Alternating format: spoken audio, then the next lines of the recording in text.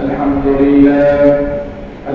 لله نحمده ونستعينه ونعوذ بالله من شرور أنفسنا ومن سيئات أعمالنا من يهده الله فلا مضل له ومن يضلله فلا هادي له ونشهد أن لا إله إلا الله وحده لا شريك له ونشهد أن سيدنا وسندنا وحبيبنا ومولانا محمدا الذي أرسله بالحق بشيرا ونذيرا وداعيا إلى الله بإذنه وسراجا وقمرا منيرا فقد قال الله تعالى في كلامه المجيد وفي فرقانه الحميد أعوذ بالله من الشيطان الرجيم بسم الله الرحمن الرحيم ربنا إني أسكنت من ذريتي بواد غير ذي زرع عند بيتك المحرم ربنا ليقيموا الصلاة فاجعل أفئدة من الناس تهوي إليهم وارزقهم من الثمرات لعلهم يشكرون ربنا إنك تعلم ما نخفي وما نعلن وما يخفى على الله من شيء في الأرض ولا في السماء الحمد لله الذي وهب لي على الكبر إسماعيل وإسحاق إن ربي لسميع الدعاء إن الله وملائكته يصلون على النبي يا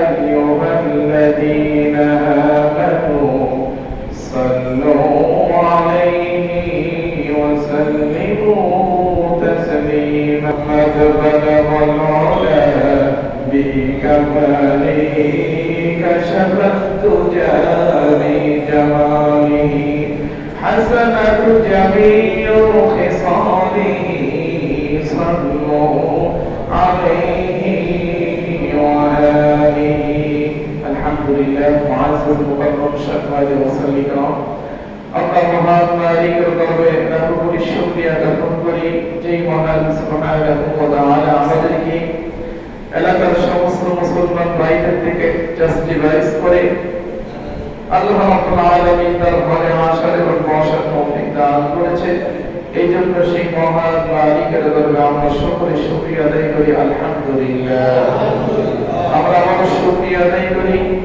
যে মহান মালিক যার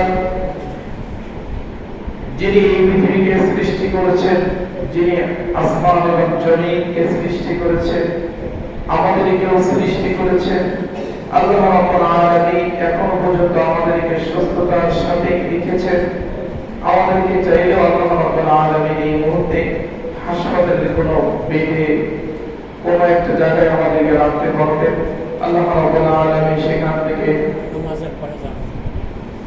থেকে সুস্থতার সাথে আল্লাহ রাব্বুল আলামিন আমাদেরকে রেখেছেন এই জন্য সেই মহান মালিকের দরবারে আবার শুকরিয়া আদায় করে সকলে বলি আলহামদুলিল্লাহ। সম্মানিত হাজিরিন, আমি গত সপ্তাহে আপনাদের সামনে এই হজের মাসে আল্লাহ রাব্বুল আলামিন কি কি বিধান দিয়েছেন এই বিষয় নিয়ে আলোচনা করতেছিলাম। তারই একটা পর্যায়ে আপনাদের সামনে আমি আল্লাহ রাব্বুল আলামিন বলতেছেন যে আমি ইব্রাহিম আলাইহিস সালাতু ওয়াস সালামকে কিছু পরীক্ষা নিয়েছিলাম। ইব্রাহিম আলাইহিস সালাতু ওয়াস সালাম সেই পরীক্ষাগুলোতে পাস করেছিলেন। তারই ধারাবাহিকতায় হাদিস এবং কোরআনের আলোকে এখানে 8টা পরীক্ষা পাওয়া যায় ইব্রাহিম আলাইহিস সালাতু ওয়াস সালামকে আল্লাহ রাব্বুল আলামিন করেছিলেন। যত বড় নবী তাকে তত বড় পরীক্ষা দিয়ে এই পৃথিবীতে আসতে হয়েছে, মনে রাখতে হবে। আমি আর আপনি মুমিন বান্দা হিসেবে যদি দাবি করি, মুমিন বান্দাদের কাতারে যদি চলে যাই, আমাকে আপনাকে অবশ্যই পরীক্ষা দিতে হবে, ঈমানের পরীক্ষা। এই ঈমানের পরীক্ষা আমাদের পাস করে সেখানে যাইতে হবে।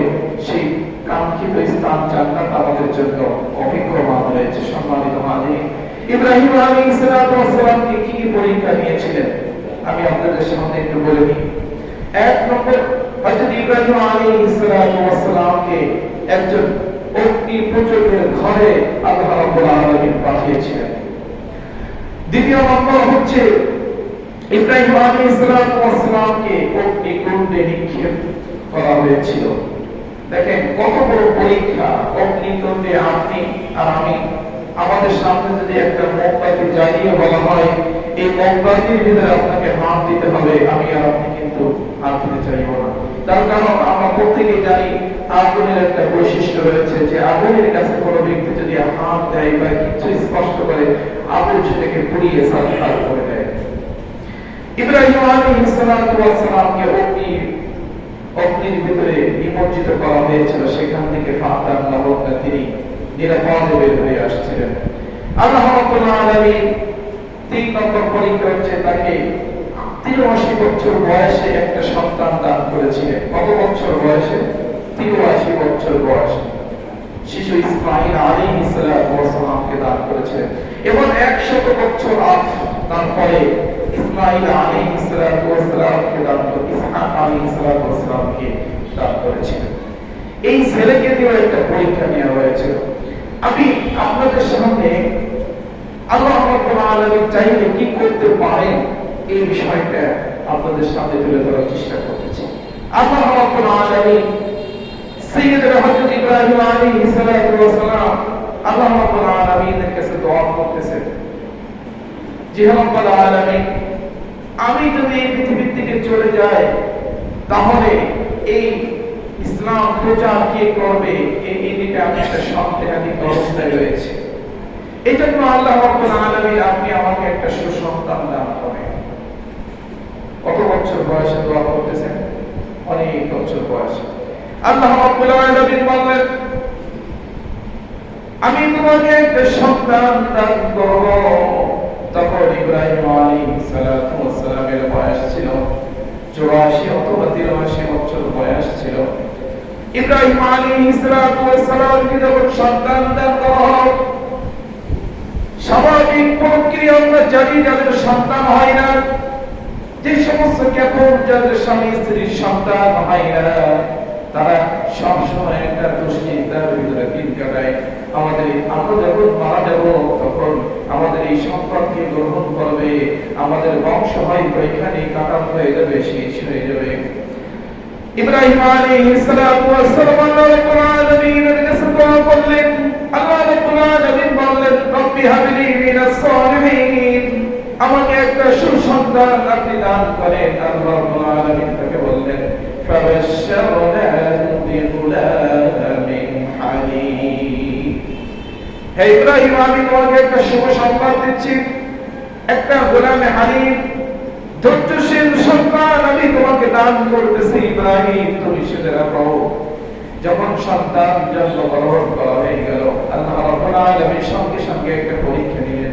সেই পরীক্ষাটা হচ্ছে ইব্রাহিম আলাইহিস সালামকে একটা স্বপ্ন যোগে দেখায় দিলেন যে তুমি তোমার সন্তানটাকে এমন একটা স্থানে রেখে আসো, মক্কার ঘরের আশেপাশের একটা জায়গায় তুমি রেখে আসো, জলপানবিহীন এলাকা, যেখানে কেউ বাস করে না, এমনকি পাখি পক্ষী নাই, গাছপালা নাই, দূর মরুভূমিতে তুমি তোমার সন্তানটাকে রেখে আসো, বসে তোমার সন্তান থেকে দিয়ে আসো। আল্লাহ রাব্বুল আলামিনের পরীক্ষা আমি আর আপনি। আল্লাহ রাব্বুল আলামিন যদি এই পরীক্ষা আমাদেরকে নেয়, জানি আমরা কতদূর বাস করতে পারবো।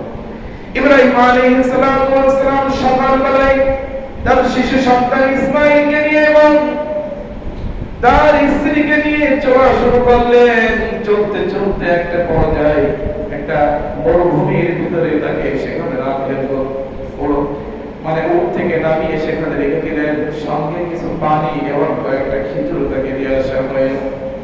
ইব্রাহিম আলাইহিস সালামের স্ত্রী ইব্রাহিমকে বলতেছেন, ইব্রাহিম আপনি কি এইখানে আমাদেরকে রেখে যাচ্ছেন আপনার নিজের খেয়াল খুশিতে, না আল্লাহ রাব্বুল আলামিন আপনাকে ওয়াদা করেছে এই জন্য রেখে যাচ্ছেন? ইব্রাহিম আলাইহিস সালাম কোন জবাব তিনি দিতে পারলেন না, শুধুমাত্র হাত দিয়ে তিনি ইশারা করলেন। এই আঙ্গুলটাকে শাহাদাত আঙ্গুলটাকে উপরের দিকে তোলার মানে হচ্ছে তিনি বোঝাতে চাইলেন আমি আল্লাহ রাব্বুল আলামিনের নির্দেশে তোমাদেরকে এখানে রেখে যাচ্ছি। সকলে বলি সুবহানাল্লাহ। সকলে কি ঘুমিয়ে আছেন না? এত বড় একটা ঘটনা, কত বড় একটা পরীক্ষা যাচ্ছে, জবাব দিয়েছেন আল্লাহ রাব্বুল আলামিনের শুকরিয়া আদায় করার জন্য। সুবহানাল্লাহ বললাম মানে একেবারে খুব জীর্ণ শীর্ণ অবস্থা। সকলে আবারও বলি সুবহানাল্লাহ। সুবহানাল্লাহ বললে কেমন ফায়দা একটু বলে যায়। আল্লাহ রাব্বুল আলামিন বলেন একবার সুবহানাল্লাহ যদি কেউ বলে আসমান এবং জমিনের ফাঁকা জায়গাটুকু তাকে নেকি দ্বারা পরিপূর্ণ করে দেওয়া হয়। সকলে বলি সুবহানাল্লাহ। সুবহানাল্লাহ আলহামদুলিল্লাহ যদি কেউ বলে, সুবহানাল্লাহ বললে আল্লাহ রাব্বুল আলামিন জান্নাতের ভিতরে একটা গাছ রোপণ করে দেন, যেই গাছের মানে বেরি হচ্ছে আসমান এবং জমিনের যত উচ্চতা রয়েছে সম্পূর্ণ দিয়ে একটা গাছ, যেই গাছের যত পাতা থাকে সেইগুলো জিকির করতে থাকে, সেই জিকিরের সওয়াব আমাদের আমলনামায় যোগ করা হয়। সকলে বলি সুবহানাল্লাহ। যখন ইব্রাহিম আলাইহিস সালাম রেখে গিয়েছিলেন, রেখে যাওয়ার পরে আল্লাহ রাব্বুল আলামিনের কাছে একটা দোয়া করেছিলেন। সেই দোয়াটা আল্লাহ রাব্বুল আলামিন সূরা ইব্রাহিমের 37 নম্বর আয়াতে সেই কথাগুলো বলেছেন। কি বলছেন? রব্বানা ইন্নী আসকানতু মিন যুররিয়্যাতি বিওয়াদিন গায়রি যী সার'ইন ইনদা বাইতিকাল মুহাররাম রব্বানা লিয়ুকিমুস সালাত। ইব্রাহিম আলাইহিস সালাম দোয়া করতেছেন আল্লাহ রাব্বুল আলামিন। কিভাবে দোয়া করতেছেন? রব্বানা, হে আমাদের প্রভু, ইন্নী নিশ্চয় আমি আসকানতু মিন যুররিয়্যাতি আমি আমার পরিবারকে রেখে গেলাম বিওয়াদিন এমন একটা উপত্যকায় মরুভূমির ভিতরে গায়রি যী সার'ইন ইনদা বাইতিকাল মুহাররাম, যেই মরুভূমির ভিতরে কোনো খাদ্য নাই, ফল নাই, ফল ফলাদি কোনো কিছুই নাই, এমন একটা মরুভূমির ভিতরে আমি আপনাদেরকে রেখে যাচ্ছি। এমন মরুভূমির ভিতরে রেখে যাচ্ছি যেখানে আপনি ছাড়া আর কেউ তাদেরকে কিন্তু বাঁচায় রাখতে পারবে না। এমন ভাবে আল্লাহ কাছে দোয়া করতেছেন, বিওয়াদিন গায়রি যী সার'ইন, যেই মরুভূমির ভিতরে কোনো গাছ নাই, ফল ফলাদি কোনো কিছুই নাই, জানা সত্ত্বেও সেখানে কিন্তু রেখে যাচ্ছেন। মানে নবীদের ঈমান কেমন ছিল, কঠিন ঈমান ছিল তাদেরকে, যেখানে আমি রেখে যাচ্ছি আল্লাহ রাব্বুল আলামিন অফকোর্স তাদেরকে সাহায্য করবেন। এবং তিনি আরো দোয়া করলেন ইনদা বাইতিকাল মুহাররাম, বাইতুল্লাহ শরীফের সাথে হেরেম শরীফের কাছে আমি আমার সন্তান এবং পরিবারকে রেখে যাচ্ছি। তারপরে তিনি আবার কি দোয়া করলেন, রব্বানা লিয়ুকিমুস সালাত ফাজআল আফইদাতাম মিনান নাস তাহবি ইলাইহিম, রব্বানা লিয়ুকিমুস সালাত, যাতে করে তারা নামাজ কায়েম করতে পারে, যাতে করে তারা ইসলামের দাওয়াত দিতে পারে। তাহবি ইলাইহিম মিনাস সামারাত, মানুষের অন্তরে তাদের কিন্তু ভালোবাসা তৈরি হতে পারে, এই জন্য সেখানে আমি রেখে যাচ্ছি। ওয়ারযুকহুম মিনাস সামারাতি লাআল্লাহুম ইয়াশকুরুন, হে রাব্বুল আলামিন আপনি আমার পরিবারটাকে আপনি কি করবেন, ফল ফলাদি দ্বারা তাদেরকে সাহায্য করবেন, ফল ফলাদি দিয়ে রিজিক দান করবেন। এটা কার কথা? ইব্রাহিম আলাইহিস সালাতু ওয়াস সালাম দোয়া করতেছেন তার পরিবারের জন্য। আল্লাহ রাব্বুল আলামিন বললেন, তারপরে আয়াতে বলছেন, ইব্রাহিম রব্বানা ইন্নাকা তা'লামু মা তুখফি ওয়া মা নু'লিন ওয়া মা ইয়াখফা 'আলাল্লাহি মিন শাইইন ফিল আরদি ওয়া লা ফিস সামা। রব্বানা, হে আমাদের প্রভু, ইন্নাকা তা'লামু মা তুখফি ওয়া মা নু'লিন, আমি যে আমার পরিবারকে এখানে এই জনবসতিহীন এলাকায় রেখে যাচ্ছি, আমার অন্তরে কি রয়েছে সেটা আপনি ভালো করে জানেন। রব্বানা ইন্নাকা তা'লামু মা নুখফি ওয়া মা নু'লিন, আমি যা প্রকাশ্যে অপ্রকাশ্যে যা কিছু করতেছি, যা কিছু রেখে যাচ্ছি, সব কিছু কিন্তু আপনি জানেন রব্বুল আলামিন। আল্লাহ রাব্বুল আলামিনকে এইভাবে রেখে ইব্রাহিম আলাইহিস সালাতু ওয়াস সালাম চলে গেলেন। সম্মানিত হাজিরিন, দেখেন এখান থেকে কত সুন্দর কথা আল্লাহ রাব্বুল আলামিনের কাছে ইব্রাহিম আলাইহিস সালাতু ওয়াস সালাম দোয়া করতেছেন। দোয়া করে তার পরিবারকে আল্লাহ রাব্বুল আলামিনের রাস্তায় তিনি নিয়ে যাচ্ছেন।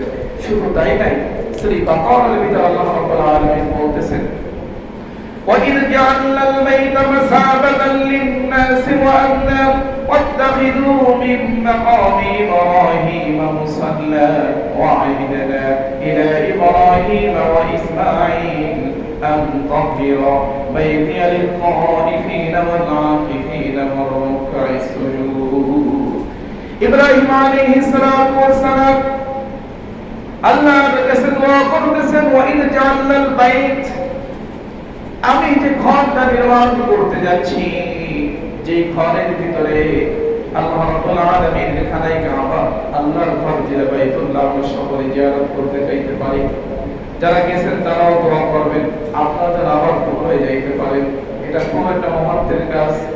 আমরা পৃথিবীর বিভিন্ন জায়গায় কি করি, ঘুরতে যাই, ঘুরতে যেয়ে কিন্তু সেখানে অনেক টাকা নষ্ট করি।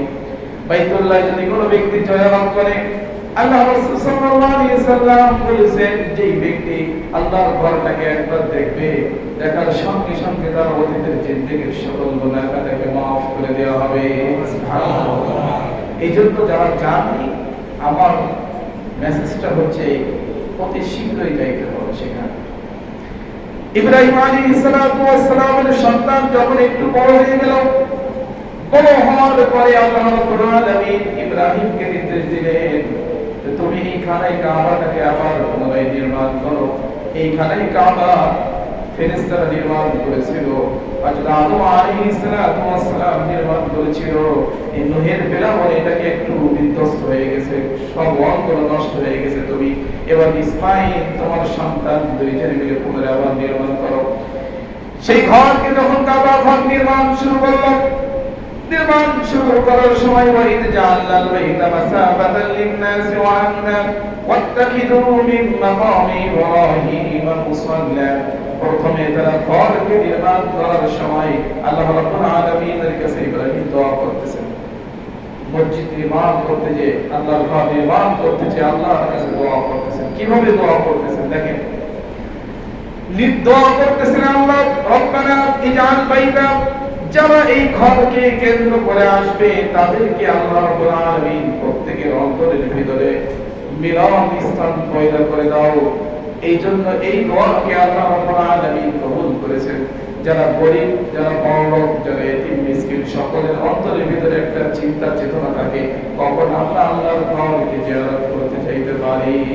প্রত্যেকের অন্তরে যার ভিতরে ঈমান আছে, যার পরিমাণ ঈমান আছে, ওই ব্যক্তি সব সময় সে চিন্তা করে কিভাবে আমরা আল্লাহর ঘর জিয়ারত করতে যাইতে পারি। দেখবেন প্রত্যেকের অন্তরে এটা ইব্রাহিম আলাইহিস সালাতু ওয়াস সালাম দোয়া করেছিলেন। সেখানে ইজআল বাইতা মাসাবাতাল লিন-নাস, আল্লাহ রাব্বুল আলামিন প্রত্যেক মানুষ যারা এখানে এই ঘরে আসতে চায়, আল্লাহ রাব্বুল আলামিন তাদের অন্তরের ভিতরে এই ঘরের প্রতি একটা মহব্বত তৈরি করে দেন।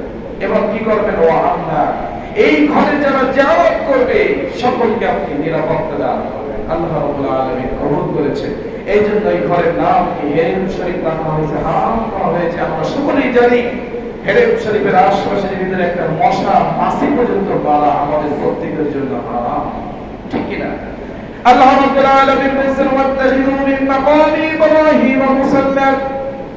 ইব্রাহিম আলাইহিস সালাতু ওয়াস সালাম যখন সেই ঘরটাকে নির্মাণ করেছিলেন, নির্মাণের সময় যে দেওয়ালগুলো ছিল এই দেওয়ালগুলো ইব্রাহিম এবং ইসমাইল দুইজনে কিন্তু সেই দেওয়ালকে পরিপূর্ণ উচ্চতায় পর্যন্ত পৌঁছাইতে পারবে না। এই জন্য আল্লাহ রাব্বুল আলামিন একটা পাথরকে নির্দেশ দিলেন, যে পাথরের উপরে পা রেখে ইটটা কাঁপতে কাঁপতে যখন মনে করে যত উচ্চতায় যাওয়া লাগে পাথরটা অটোমেটিকলি লিফটের মতন সেই পর্যন্ত উচ্চ হয়ে যায়। তাহলে আমরা সকলে বলি সুবহানাল্লাহ। আল্লাহ রাব্বুল আলামিন পারে না এমন কিছুই নেই। লিফট এখন আবিষ্কার হয়েছে, ওই সময় তো লিফট ছিল না, বাসিও ছিল না, মইও ছিল না। এই পাথরটাকে আল্লাহ রাব্বুল আলামিন বলে দিয়েছেন, পাথর যতদূর তোমাকে প্রয়োজন ইব্রাহিমের ঠিক ততদূর পর্যন্ত তুমি চলে যাবে। আবার যদি নিচে হতে হয় নিচে হতে হবে। সেখানে কিন্তু না স্কুল কোনোটাই ছিল না। দেখছেন আল্লাহ রাব্বুল আলামিন বলতেছেন এটা আমার কুদরত, পাথরকে আমি বলে দিয়েছি পাথর আমার কথা শক্তি। পাথরটাকে আস্তে আস্তে করে উঠেছে, আবার নামতেছে, উঠেছে, নামতেছে। আল্লাহ রাব্বুল আলামিন বলছেন ওয়াত্তাখিযু মিন মাকামি ইব্রাহিম মুসাল্লা। এই মাকামে ইব্রাহিম আলাইহিস সালাতু ওয়াস সালাম যে পাথরের উপরে দাঁড়িয়ে সেই পাথরটাতে মিনিটের মতো কাজ করেছে। এখানে তোমরা দুই রাকাত নামাজ পড়বে। আমি একটা ঘটনা আপনাদের সামনে একটু বলে যাই, হাদিসের ঘটনা। আল্লাহ রাসূল সাল্লাল্লাহু আলাইহি সাল্লাম হযরত আবু বকর সিদ্দিক রাদিয়াল্লাহু তাআলা মেয়েকে বিবাহ করেছিলেন। হযরত আবু বকর সিদ্দিক রাদিয়াল্লাহু তাআলা দুইটা মেয়ে ছিল। একটা মেয়ের নাম, বড় মেয়ের নাম ছিল আসমা, দ্বিতীয় মেয়ের নাম ছিল হযরত আয়েশা। নিয়মতান্ত্রিকতার সাথে বিবাহ বন্ধনে আবদ্ধ হওয়ার কথা ছিল হযরত আসমা বয়সের দিক থেকে, কিন্তু বিবাহ করেছিলেন আল্লাহ রাসূল সাল্লাল্লাহু আলাইহি ওয়াসাল্লাম হযরত আয়েশা। এটা নিয়ে হযরত আসমার ভিতরে একটা ক্ষোভ ছিল মনের ভিতরে, আমি জীবনে আল্লাহ রাসূলের কোনো খেদমত করব না, তার কোনো কথা শুনব না। কেন? যদি বিবাহ করার প্রয়োজন থাকতো আমাকেই আল্লাহ রাসূল করতেন, কিন্তু আমার ছোট বোন বয়সেও কম, তাকে কেন বিবাহ করলেন? ঠিক এই ঘটনা তার মাথার ভিতরে ঘুরপাক খাচ্ছে। একদিন আল্লাহ রাসূল সাল্লাল্লাহু আলাইহি ওয়াসাল্লাম হাদিসের দর্শ দিচ্ছে, হাদিস পড়াচ্ছেন। ঠিক তখন হাদিস যখন পড়ছেন তখন সাহাবা আজমাইনরা বসে আছেন, আল্লাহ রাসূল হাদিস বর্ণনা এখনো শুরু করেন। হঠাৎ করে একজন মেয়ে আসলেন, মহিলা আসলেন, আল্লাহ রাসূল হাদিস পড়া শুরু করলেন। এটা নিয়ে সাহাবীদের ভিতরে একটা কান্না বসা শুরু হয়ে গেল। আল্লাহ রাসূল সাল্লাল্লাহু আলাইহি ওয়াসাল্লাম একজন মেয়ের জন্য এতগুলো মানুষকে বসায় রেখে হাদিস পড়তেছিলেন না, ঠিক তদ্রূপ ভাবে আল্লাহ রাসূল সাল্লাল্লাহু আলাইহি ওয়াসাল্লাম বিষয়টাকে বুঝতে পারলেন, সাহাবীদের ভিতরে একটু কান্না বসা হচ্ছে। সাহাবীরা ঠিক তৎক্ষণাৎ আল্লাহ রাসূল সাল্লাল্লাহু আলাইহি ওয়াসাল্লাম বললেন, আমি যে হাদিসগুলো 1-1.5 ঘন্টা আপনাদের সামনে বর্ণনা করলাম, তোমরা কেউ আসো এই হাদিসগুলো বর্ণনা করতে পারবে? সাহাবীরা কেউ সাহস করে পারলেন না। 1 ঘন্টার ভিতরে কত হাদিস বর্ণনা করছে। আমি এই যে 40 মিনিটের মতো আলোচনা করি, আপনাদেরকে যদি বলা হয় কি আলোচনা করছি পারবেন বলতে? সম্ভব না। ঠিক তখন ওই অল্প বয়স্ক যে মেয়েটা দাঁড়িয়ে বললেন, ইয়া রাসূলুল্লাহ আমি পারবো বলে তিনি থামেন নাই। 1-1.5 ঘন্টা যে হাদিসগুলো তিনি সবগুলো বর্ণনা করে শোনায় দিয়েছেন। সকলে বলি সুবহানাল্লাহ। শুধু তাই নয়, আল্লাহ রাসূল সাল্লাল্লাহু আলাইহি ওয়াসাল্লামকে বলছেন, ইয়া রাসূলুল্লাহ আপনি যতদিন পর্যন্ত এখানে হাদিস পড়েছেন সব হাদিসগুলো আমি এই মুহূর্তে এখানে দাঁড়িয়ে আপনাকে শোনায় দিতে পারবো ইনশাআল্লাহ। সেই ক্ষমতা আল্লাহ রাব্বুল আলামিন আমাকে দান করেছেন। তিনি ছিলেন হযরত আয়েশা সিদ্দিকা রাদিয়াল্লাহু তাআলা। হাদিস শরীফের ভিতরে পাওয়া যায় 18 লক্ষাধিক হাদিসের হাফেজা ছিলেন হযরত আয়েশা সিদ্দিকা রাদিয়াল্লাহু তাআলা। সাহাবীরা যদি কোনো হাদিস শরীফ জানতে যে যদি তাদের সন্দেহ হতো তখন তারা হযরত আয়েশা সিদ্দিকা রাদিয়াল্লাহু তাআলার কাছে যে বলতেন, আম্মা জান এই হাদিসটাকে আল্লাহ রাসূল এইভাবে বর্ণনা করেছেন, তিনি সুন্দরভাবে তাদেরকে বর্ণনা করে বোঝায় দিতেন। এই যে আসমা তখন তার বিষয়টা বোঝা আসলো যে হ্যাঁ আসলে আমি তো এত মেধাবীর অধিকারী না, আল্লাহ রাসূল ঠিকই তাকে বিবাহ করে ভালো কাজ করেছেন, সমস্ত উম্মতে মুহাম্মাদের জন্য কল্যাণ হয়েছে। তিনি আল্লাহ রাসূলের কাছে মাফ চেয়ে নিলেন, বললেন ইয়া রাসূলুল্লাহ আমার বুঝতে পারছি আমি কেন বিষয়টা বলেছি, কিন্তু আমার একটা দোয়া আপনি করবেন, আমি যাতে করে একজন শহীদের মা অথবা শহীদের স্ত্রী হতে পারি এই জন্য আল্লাহর কাছে আপনি দোয়া করবেন। আমার আর কিছু চাওয়া নেই, শহীদের মা অথবা শহীদের স্বামী হতে পারি এই জন্য আল্লাহর কাছে দোয়া করবেন। আল্লাহ রাসূল সাল্লাল্লাহু আলাইহি ওয়াসাল্লাম হযরত আসমার জন্য দোয়া করলেন, আল্লাহ রাব্বুল আলামিন তার দোয়াকে তিনি কবুল করলেন। বর্তমান যে কাবা ঘর রয়েছে, এই কাবা ঘরকে হাজ্জাজ বিন ইউসুফ নির্মাণ করেছিলেন। কে? হাজ্জাজ বিন ইউসুফ নির্মাণ করেছিলেন। আমি কাবা ঘরে যাইনি, আপনারা অনেকেই গেছেন। মাকামে ইব্রাহিমটাকে কাবা ঘরের থেকে আলাদা করে রেখেছেন।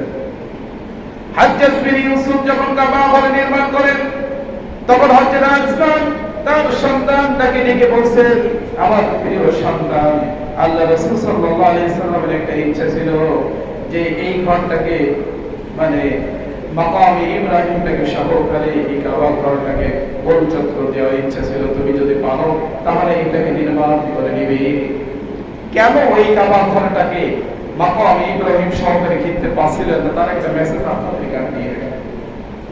সেই সময় আহলে আরব যারা ছিল, যদিও তারা কাফের ছিল, ঈমান তাদের ভিতরে ছিল না, কিন্তু তারা মসজিদে নির্মাণ করবে, মসজিদে হারাম পয়সা দিয়ে নির্মাণ করবে, এই চিন্তা টেন্ডেন্সি তাদের মাথায়ও ছিল। যতটুকু হালাল টাকা তাদের কাছে ছিল, এই হালাল টাকা দিয়ে তারা কাবা ঘরকে নির্মাণ শুরু করেছিলেন। কাবা ঘর নির্মাণ করতে যে তাদের কাছে আর টাকা ছিল না, হালাল টাকা, হারাম না। এই হালাল টাকা না থাকার কারণে তারা ওই মাকাম ইব্রাহিমটাকে কিন্তু কিনতে পারছিলেন না। কাফের হলেও তাদের ঈমান কিন্তু ঠিক ছিল।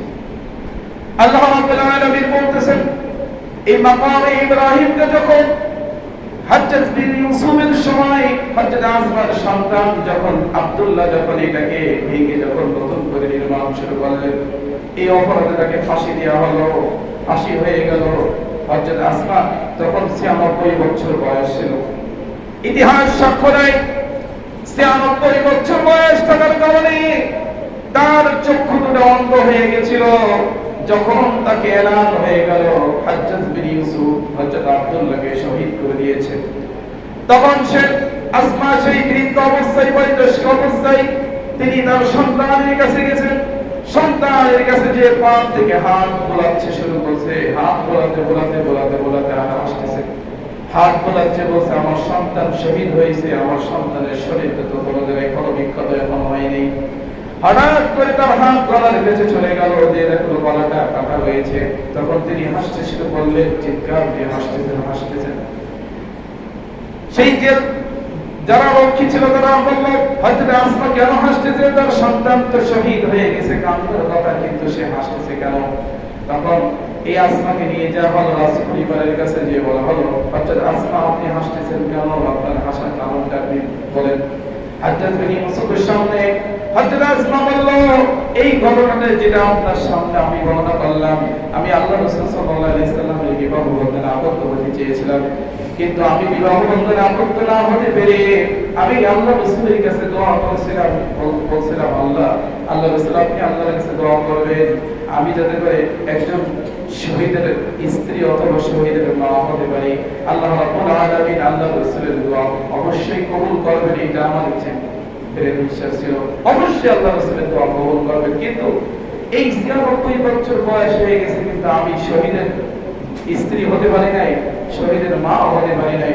ঠিক এখন আমি শহীদের মা হয়ে গেলাম, আমার হায়াত হয়তো শেষ হয়ে যাবে। আল্লাহ রাসূল দোয়া করছিলেন, বুঝতে পারছেন? এই জন্য আল্লাহ রাব্বুল আলামিন এই আয়াতের ব্যাখ্যার ভিতরে রাখে, ওয়াত্তাখিযু মিন মাকামি ইব্রাহিম মুসাল্লা ওয়াহিদনা ইলা ইব্রাহিম ওয়া ইসমাঈল আন তাহিরা বাইতি লিত-তাইফিন ওয়াল আকিফিন। যে কাবা ঘরকে যারা তওয়াফ করতে আসবে, যারা এখানে ইতিকাফ করবে, যারা রাকাই সুজুদ, যারা রুকু করবে, সিজদা করবে, সকলের জন্য পবিত্র রাত হবে। এই কথা আল্লাহ রাব্বুল আলামিন তাদেরকে জানিয়ে দিয়েছিলেন। সেই সময় থেকে এই কাবা ঘরের খেদমত তারাই করে আসতেছে। আমরা আপনার মসজিদ তৈরি করি, কিন্তু জীবনে মনের ভুলেও একদিন ঝাড়টা দিয়ে দেখি না। কেন জানেন? পারি মসজিদ যিনি দিবেন, মুতাআল্লি জায়গা যিনি দেবেন, তার জন্য এই আয়াত থেকে প্রমাণিত হয় যে মসজিদকে রক্ষণাবেক্ষণ অবশ্যই তার করতে হবে। কি করতে হবে? আল্লাহ রাব্বুল আলামিন এখানে আদেশ করেছেন, যারা এইখানে কাবা শরীফকে তাওয়াফ করতে আসবে, যারা এখানে রুকু করবে, সিজদা করবে, জিয়ারত করবে, সকলের জন্য পবিত্র রাখতে হবে।